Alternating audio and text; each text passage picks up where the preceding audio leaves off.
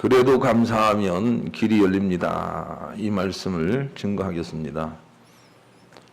오래됐습니다마는 한 방송을 보니까 부모님이 다 돌아가시고 고등학교 다니는 딸 하나가 할머니와 함께 사는 가정이 방송에 촬영이 됐습니다. 벌이가 있을 수 없으니까 할머니가 폐지를 주어서 손주를 이렇게 가르치게 됐는데, 그런데 이 고등학교 다니는 여학생 이 손주가 할머니 일을 돕습니다. 그런데 돕는 것은 보통 사람들이 할 수 있을 것 같은데, 도우면서 얼마나 성격이 밝은지, 도우면서 얼마나 감사해 하는지 그 표정이 방송을 타서 제 마음 속에서 그 학생을 도와줘야 되겠다 하는 마음이 자꾸 일어나더라고요. 저는 도와주지 못했습니다만은 나중에 보니까 많은 사람들이 도와줬다, 그런 후 얘기를 들은 적이 있습니다. 우리가 힘들고 어렵지만 그래도 감사하고 기쁜 마음을 유지하게 될 때 우리도 모르는 사이에 역사하는 그런 영적인 능력이 있습니다. 하나님이 하시는 거예요. 천사들을 시켜서 그렇게 하는 거예요. 그래서 우리는 힘들어도 감사합니다, 힘들어도 주님을 신뢰합니다, 이렇게 생활을 하고 말을 하고 그렇게 사는 것이 참 중요합니다. 그렇게 하면 뜻밖의 삶이 불어집니다. 하나님의 도우심이 거기 있기 때문에 그런 것이죠. 그래서 바울은 감옥에 들어가도 그 밤에 바로 하나님께 감사의 예배를 드렸어요. 찬미를 올렸다 그랬습니다. 예수 전하다가 감옥에 들어갔는데 웬 찬미예요? 하나님 이럴 수가 있습니까? 이런 상황인 것이지요. 그런데 바울은 하나님께 감사를 했더니 하나님께도 거기에 또 역사를 하십니다. 힘들고 어려워도 감사하는 곳에 엄청난 힘이 있다는 것을 우리가 알아야 되겠습니다. 그래도 감사하는 거기에 엄청난 무엇인가가 있습니다. 그것을 우리가 집중해서 볼 필요가 있습니다. 우리가 인생을 살면서 힘든 일이 있을 때는 절망하고 좋은 일이 있을 때는 자랑하고 그러다 죽었다고 봅시다. 하나님의 입장에서는 아무런 열매가 없는 인생이에요. 아무런 의미가 없는 인생이에요. 가치가 없는 인생이에요. 그것을 우리가 읽어내야 됩니다. 그러나 힘들고 어려워도 하나님께 마음을 정하고 감사하고, 잘 되고 좋은 일이 있어도 하나님께 마음을 정하고 감사하고, 그렇게 될 때 우리에게 주시려는 하나님의 놀라운 계획이 있습니다.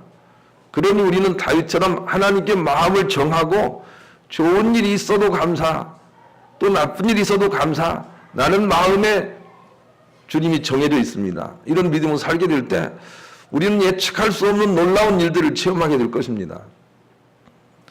부부간에 같이 살면서 그래도 나는 하나님께 감사합니다, 그래도 하나님께 감사합니다, 이런 믿음으로 우리가 살게 되면 정말로 좋은 날이 옵니다.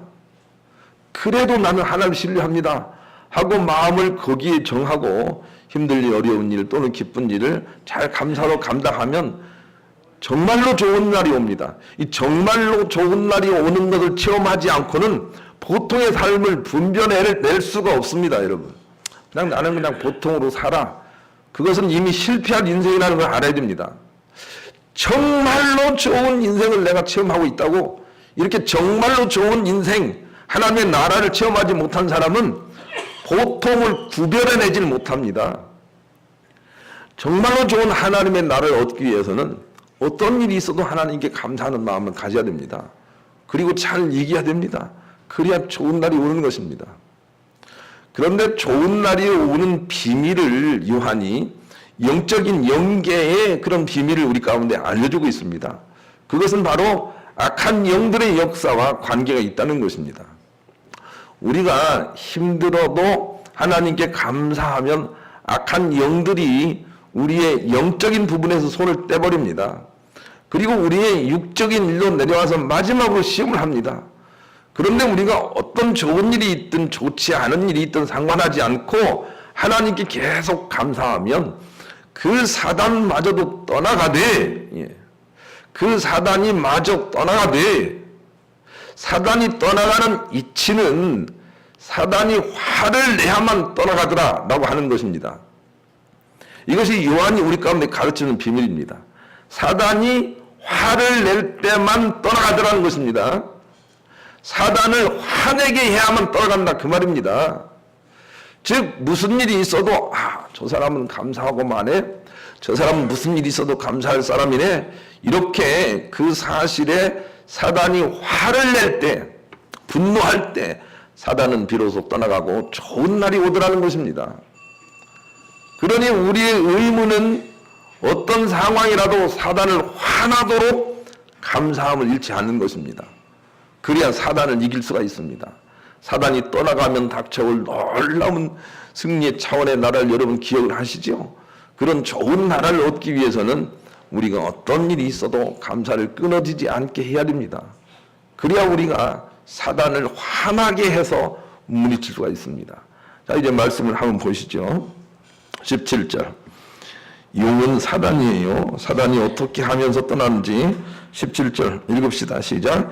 용이 여자에게 분노하여 돌아가서 그 여자의 남은 자손 곧 하나님의 계명을 지키며 예수의 증거를 가진 자들과 더불어 싸우려고 바다 모라 위에 서 있더라 그랬습니다. 사단은 분노하면 떠나간다는 것을 우리에게 가르쳐주고 있습니다. 저기도 있어요. 12절도 있어요. 이건 영적 싸움인데 하나님을 보고 분노하는 거예요. 12절 읽습니다. 시작. 그러므로 하늘과 그 가운데 거하는 자들은 즐거워하라. 그러나 땅과 바다는 화 있을진저 이는 마귀가 자기의 때가 얼마 남지 않은 줄을 알므로 크게 분내어 너희에게 내려갔습니다. 예. 사단은 어디에서 두 손 들고 떠나가기 전에는 반드시 화가 나야 된다는 것입니다. 그런데 우리가 사단을 화내게 하기 위해서는 어떤 일이 있어도 감사하면 사단이 화를 냅니다.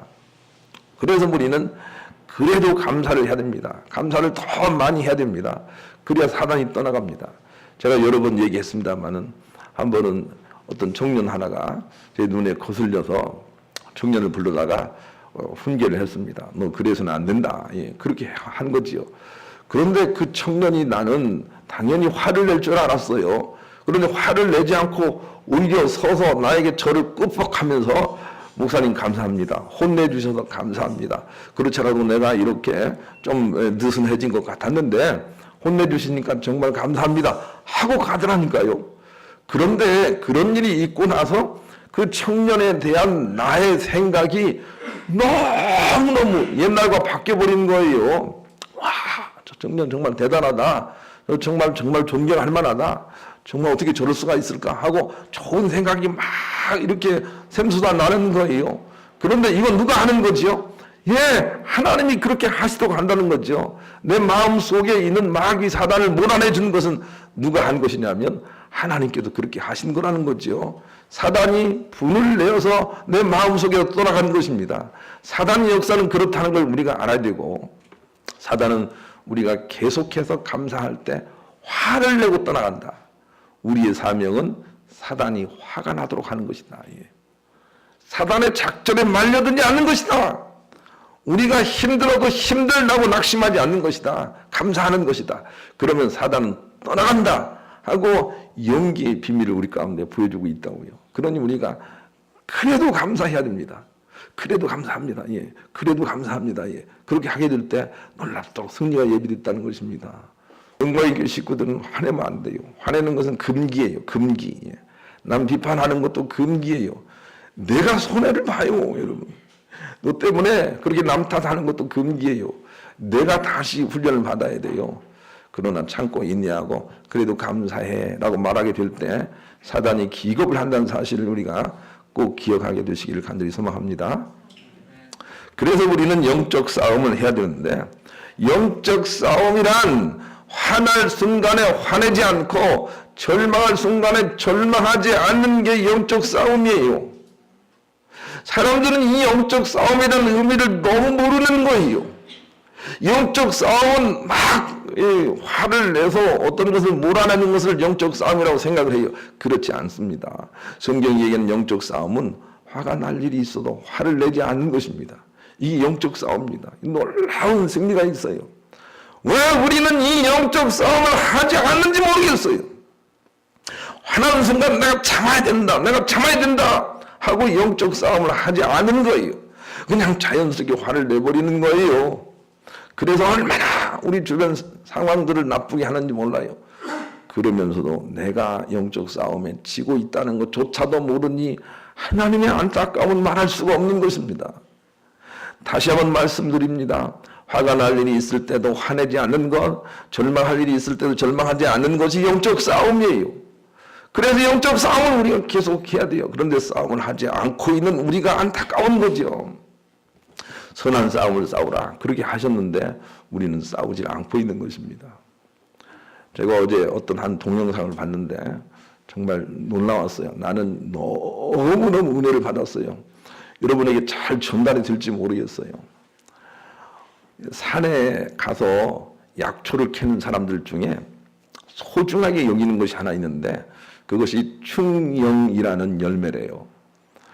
그것은 무슨 나무에서 열리는 열매가 아니고 나무가 입은 상처인데 그 나무 속에 애벌레가 들어가면 애벌레를 이기려고 자꾸 이렇게 무슨 물질을 내다 보니까 그것이 암에 효과가 있는 탄닌이라는 그런 성분을 낸대요. 그래서 열매가 아주 열매 같은데 열매가 아니고 아주 못생겼어요. 그 안에서 벌레와 싸우기 때문에 나무가.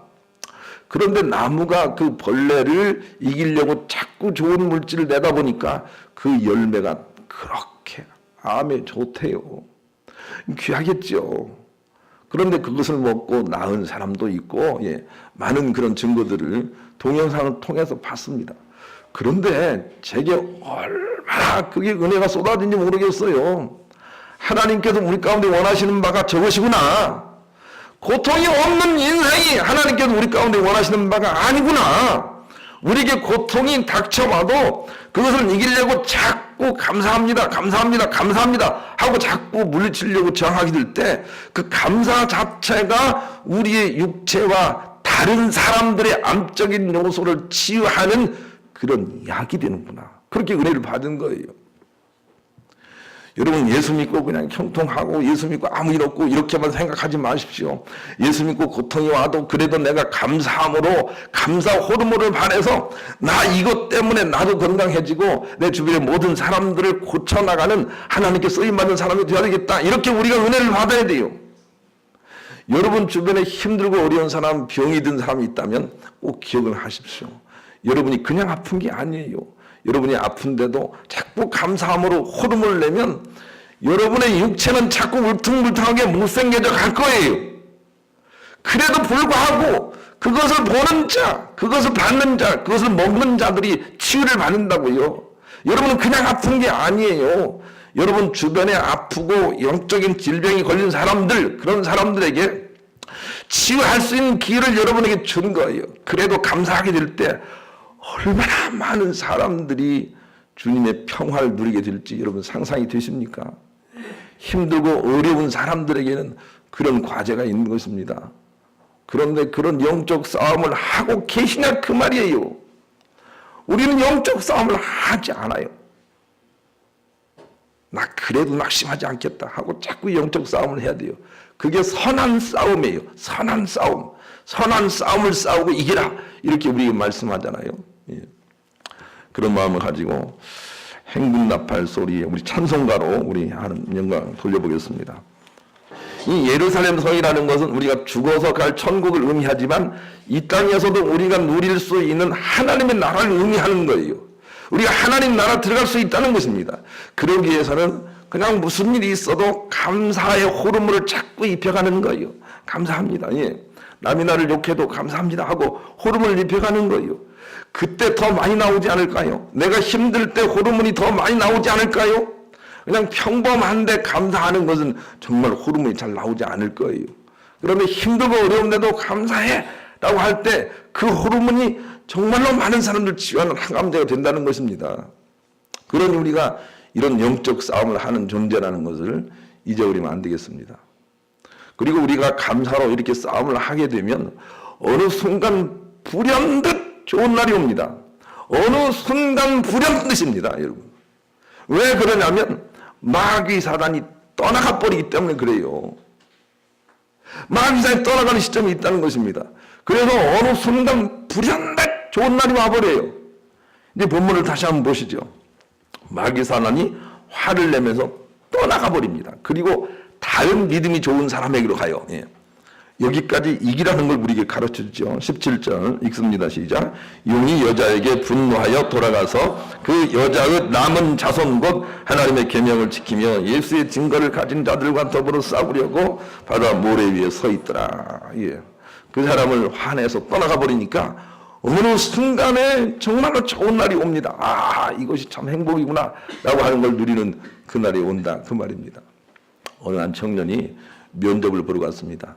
그런데 면접을 보면 떨어지고 면접을 보면 떨어지고 면접을 보면 떨어지고 물경 100번이나 떨어진 거예요. 여러분 면접에 떨어지는 그 심정이 어떤지 여러분 아세요? 해보셨나요? 정말로 절망이 찾아오죠. 그래서 너무 이게 힘드니까 내 생각을 바꾸기로 했습니다. 면접이 떨어져도 감사합니다 하고 인사하기로 했다는 거예요. 그래서 어느 한 곳에서 면접이 떨어졌는데 죄송합니다. 우리 회사에서는 계획이 좀 안 맞습니다 라고 얘기를 한 모양이죠. 그런데 이렇게 전화를 받았다는 거예요. 감사합니다. 그렇게 전화를 받았대요. 그리고 나서 얼마 있다가 회사에서 연락이 왔는데 결혼이 생겨서 당신을 채용하기로 했습니다. 그렇게 왔다는 거예요. 그리고 입사해서 보니까 그 인사 담당자가 하는 말이 내가 인사하면서 떨어졌다는 소식 듣고 감사하다는 사람은 너 처음 봤다는 거예요. 그리고 나서 채용을 했다는 것입니다. 여러분 우리가 범사에 감사하는 것은 어느 순간 불행히 좋은 일이 생기는데 거기에는 마귀 사단이 떠나가는 역사가 있다는 것입니다. 감사할 때 화가 마귀 사단이 분노해서 떠나가는 그 순간 우리에게는 일이 잘 풀어지는 것처럼 느껴지는 그런 하나님의 축복이 있다는 것입니다. 우주 공간에는 충치를 가진 사람도 갈 수가 없다 그럽니다. 충치에 헐거워진 공간 사이로 무중력의 팽창성이 작용하면 치통은 물론 폭발까지도 불러올 수 있기 때문이라고 합니다. 이런 현상으로 인하여 수술을 받거나 흉터가 있는 사람도 역시 우주인으로서는 적합하지 않다고 합니다. 다만 그 강도로 인하여 부피 변화가 거의 없는 금으로서 치료된 사람들은 그래도 우주에 갈 수 있다 그럽니다. 그 우주의 무중력의 팽창보다도 강도가 더 센 금으로 이빨을 치료한 사람들은 가도 된다는 것입니다. 나는 이 사실만 가지고도 얼마나 하나님의 은혜를 깨닫는지 몰라요. 왜냐하면 우리가 어중간한 믿음을 가지고 있으면 하나님의 나라에서 우리가 견딜 수가 없습니다. 폭발해버립니다. 하나님 나라 못 갈 것입니다. 그러나 우리가 정금 같은 믿음을 가지고 있어야 간다는 것입니다. 그렇게 말하지 않습니까? 우리가 그런 의미를 확인하기 위해서 성경 말씀을 좀 찾아보도록 하겠습니다. 고린도전서 3장을 다 같이 한번 펴보시죠. 여기에 책갈피를 하시고 우리가 하나님 말씀이 꼭 그렇게 말씀하신다는 것을 확인을 해야 되겠어요. 고린도전서 3장. 고린도전서 3장. 예. 266쪽에 있습니다. 266쪽. 10절.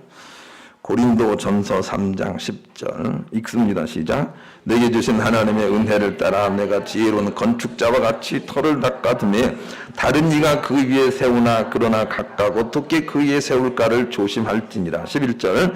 이 닦아둔 것 위에 능히 터를 닦아둘 자가 없으니 이 터는 곧 예수 그리스도라. 12절. 만일 누구든지 금이나 은이나 보석이나 나무나 풀이나 지푸로 이 터 위에 세우면 13절. 각 사람의 공적이 나타날 터인데 그날이 공적을 밝히리니 이는 불로 나타내고 그 불이 각 사람의 공적이 어떠한 것을 시험할 것입니다. 14절. 만일 누구든지 그 위에 세운 공적이 그대로 있으면 상을 받고 15절. 누구든지 그 공적이 불타면 해를 받으리니 그러나 자신은 구원을 받되 불 가운데서 받은 것 같으리라. 그랬습니다. 우리가 금으로 지은 것처럼 예수 그리스도로 우리의 연약한 부분이 채워져 있지 않다면 다 타버릴 것이다. 다 타버릴 것이다. 그리고 불 가운데서 구원을 얻는 것처럼 아마 지옥에 갈 것이다. 불 가운데로 가게 될 것이다. 이렇게 말씀을 하고 계세요. 예수 그리스도가 얼마나 금강석보다 든든한 반석인가 우리를 깨달아야 되고, 그리고 예수 그리스도로 우리가 치유를 받고 있어야 돼요. 예수 그리스도에 대한 믿음과 감사로 우리가 우리 연약한 부분을 치유받고 있어야 우리가 끝날의 심판에 태워지지 않고 영생복락에 들어갈 수 있다는 것입니다. 그러니 우리는 얼마나 그 감사로, 감사 호르몬으로 우리의 연약한 부분을 채우고 있어야 되는지 여러분 이해할 수 있어야 됩니다. 감사 호르몬, 감사 호르몬으로 자꾸 문제를 덮어야 됩니다. 그래도 감사해, 그래도 감사해 해서 그 감사 호르몬이 예수 그리스도로 말미암아 정금같이 될 때, 그때 우리는 천국 백성이 될 수 있다, 이렇게 우리에게 말씀을 하십니다.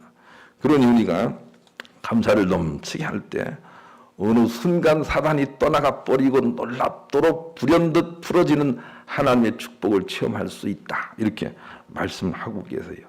그것이 감사에 의한 비약이라고 할 수가 있습니다. 우리가 감사를 넘치게 하면 그런 비약이 나타나는 거죠.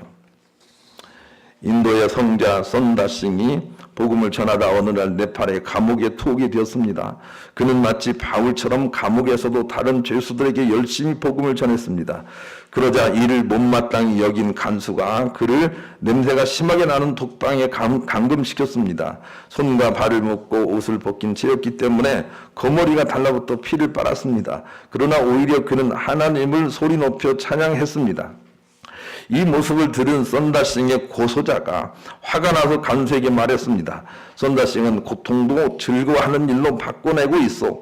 주변 사람들이 점차 그를 영웅처럼 생각해 가고 있어. 이는 내 생각과는 너무 다른 방향이요. 그를 차라리 석방해 주시오. 라고 해서 석방이 된 사실이 있었다, 그럽니다. 여러분, 우리가 사단을 이기는 방법과 거의 똑같이 한다요. 사단이 우리에게 문제를 가지고 와서 우리를 시험할 것인데, 그래도 감사하다면 사단은 화가 나서 얘는 아무리 괴롭혀도 필요 없겠다 할 때 사단이 떠나간다, 이렇게 우리에게 가르쳐 주잖아요. 그리고 사단이 떠나가면 얼마나 놀라운 세계가 열릴 것인가 라고 하는 것을 우리 가운데 가르쳐 주고 있는 것입니다. 우리가 사단을 이기는 방법이 바로 그것입니다. 사단을 감사함으로 화나게 하는 것입니다. 감사함으로 화나게 하는 것입니다. 그것이 사단을 이기는 방법입니다. 정양국이라는 사람을 아시죠? 8년 동안이나 내리 홍문관 벼슬을 지낸 가문의 자녀로 태어나서 입궐 후에도 임금의 총애를 받아 1년에 3계단씩 진금한 수재입니다. 그런데 시기와 질투로 인하여 유배를 가게 됩니다. 자녀들과 가족들도 의기소침하고 힘들어하는데 그는 다시 붓을 들고 일어납니다. 그리고 나서 물경 503권이나 되는 책을 씁니다. 정약옥에 대한 책을 여러분 읽어보셨나요? 우리의 상상을 뛰어넘는 대단한 그런 분이시죠. 그런데 유배지에 가서 억울함 속에서도 503권의 책을 썼습니다. 503권의 책을 썼어요.